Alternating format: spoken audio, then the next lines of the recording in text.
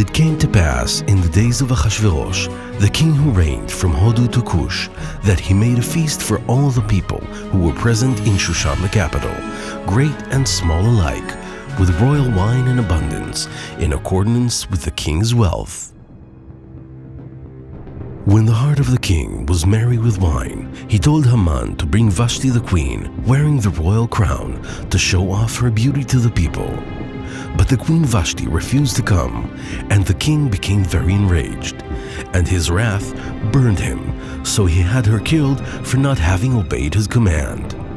When the wrath of King Ahasuerus subsided, he remembered Vashti, so Haman and the king's attendants said they would seek for the king young maidens of beautiful appearance, and the girl who pleased the king should reign in place of Vashti. There was a Jewish man in Shushan, the capital, whose name was Mordecai, and he had reared Hadassah, also called Esther.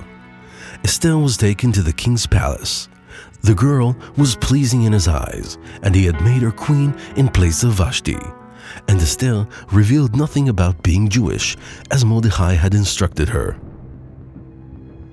Mordecai was sitting at the king's gate and heard Bigthan and Teresh, two of the king's chamberlains, who were plotting to send their hand against the king. And he told this to Esther the queen, and she informed the king in the name of Mordecai, and both men were hanged on a gallows.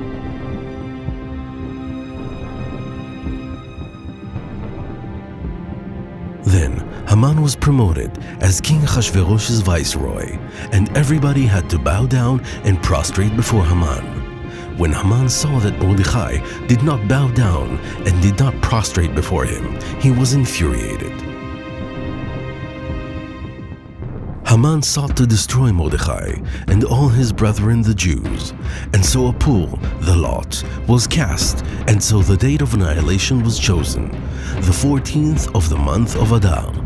And he had the gallows made, 50 cubits high, on which to hang Mordecai.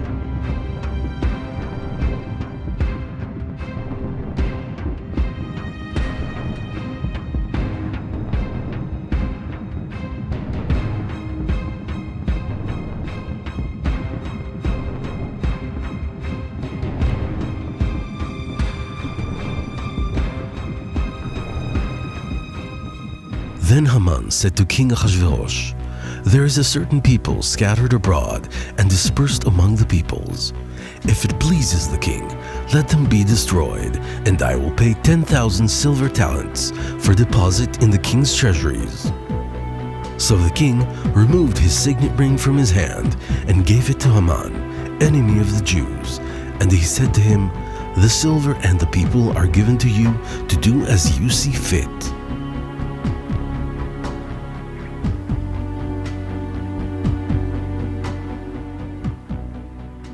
That night, the king's sleep was disturbed, so he commanded them to bring the book of records, and he found written there that Mordecai had saved the king from the hands of those who wanted to kill him.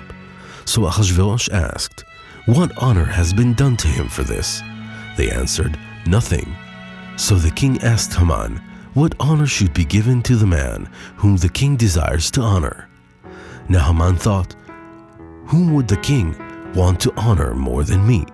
So Haman said to the king, "This man should ride on the horse through the city square, and let the people proclaim before him, 'This is what shall be done to the man whom the king desires to honor.'" So the king said to Haman, "Hurry, do all this for Mordecai."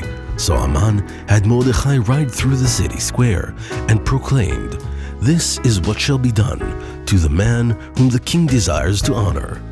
And Haman's face was covered with shame.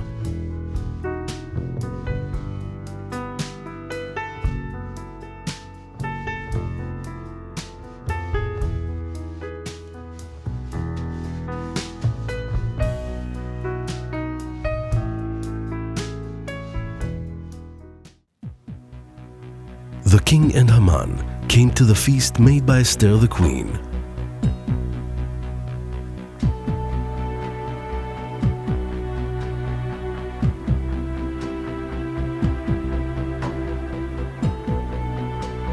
And Esther told the king all the evil Haman had done, and that he planned to annihilate her and her people.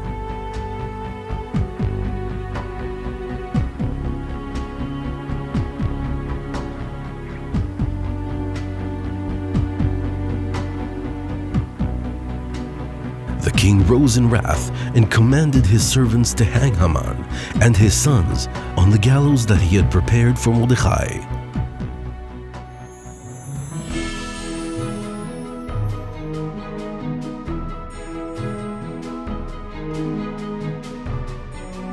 On this very same day, V'nafochu, everything was turned upside down, and the Jews organized to send their hand against those who sought to kill them, and Haman and his sons were hanged, and the city of Shushan was cheerful and glad.